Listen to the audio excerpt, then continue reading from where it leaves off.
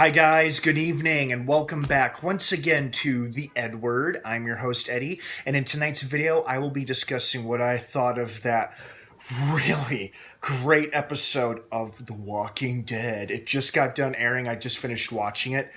Damn, there was a lot to process during that episode.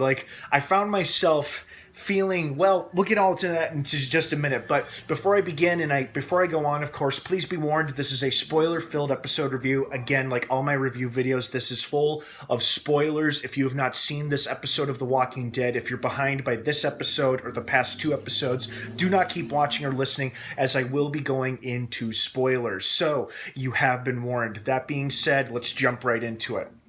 Wow, this episode was great. It was so good. It's like this episode was reminiscent of why and what made The Walking Dead so good in the beginning, in the early years. Like the complexity of the characters. And, I've often said this is why The Walking Dead is one of my favorite shows, if not my all-time favorite show.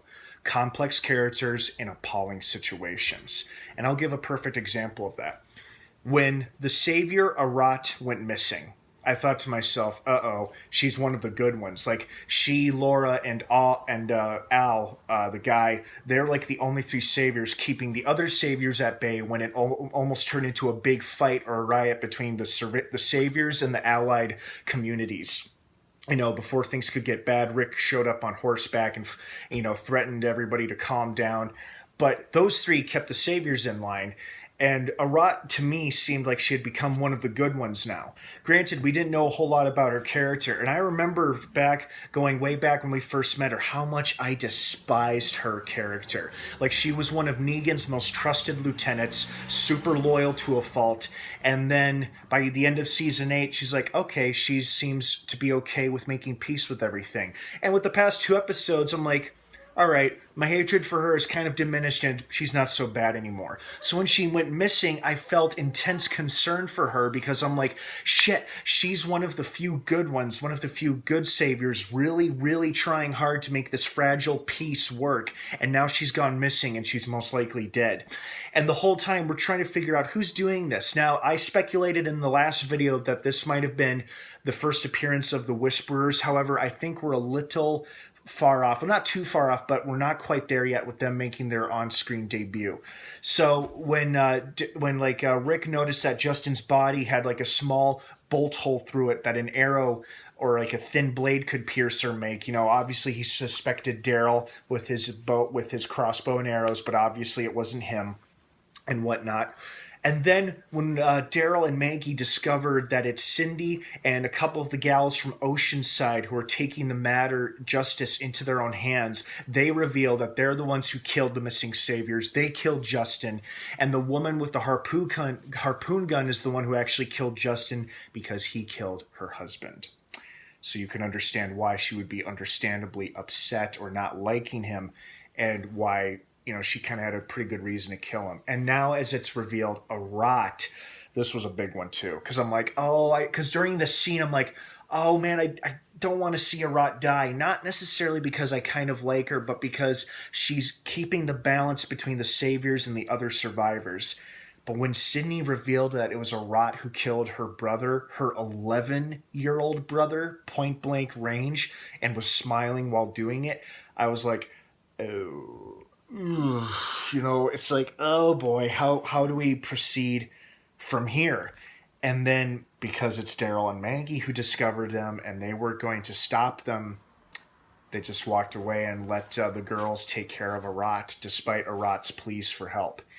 And Arat claimed that she had to become a changed person, and she I don't think she said she was sorry for what she did, but she was obviously crying. She was distraught. She didn't want to die.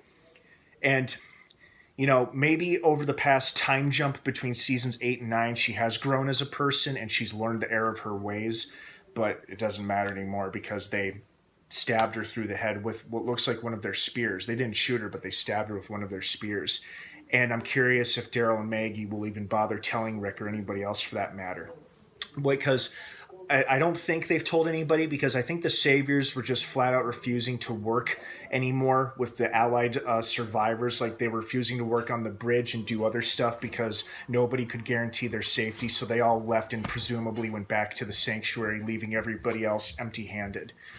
So that was a great storyline. So, like, getting back to what I said earlier, the complex characters, an appalling situation.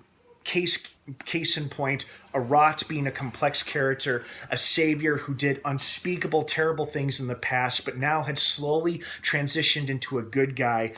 But justice came calling, and she answered the door when it knocked, and now she's gone.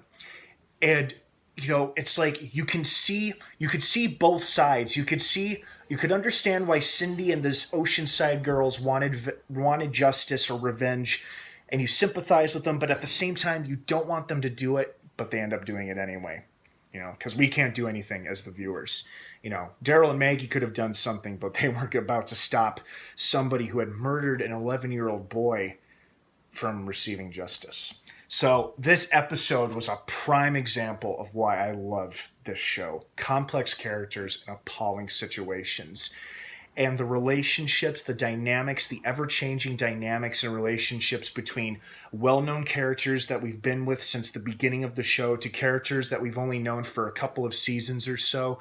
I love how the relationships continue to change and grow, how they continue to strain and deteriorate, and I think it's only going to make for better television.